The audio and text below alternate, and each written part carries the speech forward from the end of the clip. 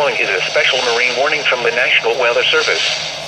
The National Weather Service in Chicago has issued a special marine warning for nearshore waters from Winthrop Harbor to Calumet Harbor, open waters from Winthrop Harbor to Michigan City out to Mid-Lake, until 1 a.m.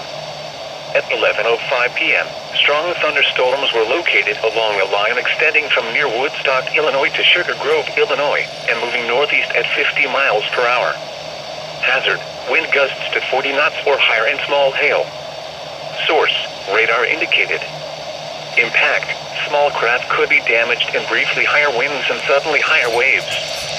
Locations impacted include Waukegan Harbor, Winthrop Harbor, waters near downtown Chicago. Move to safe harbor until hazardous weather passes. Frequent lightning is occurring with these storms. If caught on the open water, stay below deck if possible. Keep away from ungrounded metal objects.